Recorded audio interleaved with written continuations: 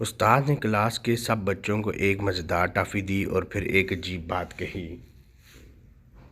Toffee نہیں کھانی، یہ کہہ کے وہ کلاس روم سے نکل گئے۔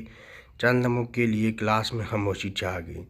ہر بچہ اپنے سامنے پڑی ٹافی کو بے تابی سے دیکھ رہا تھا اور ہر گزرتے لمحے کے ساتھ ان کے لیے خود کو روکنا مشکل ہو رہا تھا۔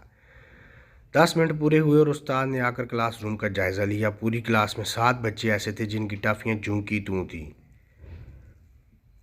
جبکہ باقی تمام بچے ٹافی کھا کر اس کے رنگ اور ذائقے پر تبصرہ کر رہے تھے۔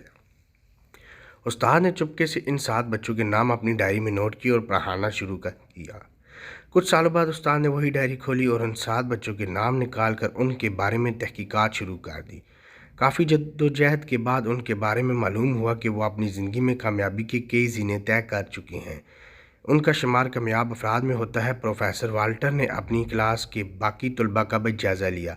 معلوم ہوا کہ ان میں اکثریت ایک عام سی زندگی گزار رہی تھی، جبکہ کچھ افراد ایسے بھی تھے جنہیں سخت معاشی اور معاشرتی حالات کا سامنا تھا۔ اس تمام تر کاوش اور تحقیق کا نتیجہ پروفیسر والٹر نے ایک جملے میں نکالا اور وہ یہ تھا کہ جو انسان 10 منٹ تک صبر نہیں کر سکتا وہ زندگی میں ترقی نہیں کر سکتا۔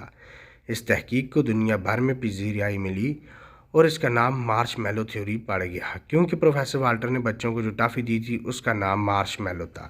یہ فوم کی طرح نرم تھی۔ اس تھیوری کے مطابق دنیا کے کامیاب ترین افراد میں اور بہت ساری خوبیوں کے ساتھ ایک خوبی صبر کی بھی پائی جاتی ہے، کیونکہ یہ خوبی انسان کی قوت برداشت کو بڑھاتی ہے، جس کی بدولت انسان سخت حالات میں بھی مایوس نہیں ہوتا اور یوں وہ ایک غیر معمولی شخصیت بن جاتا ہے۔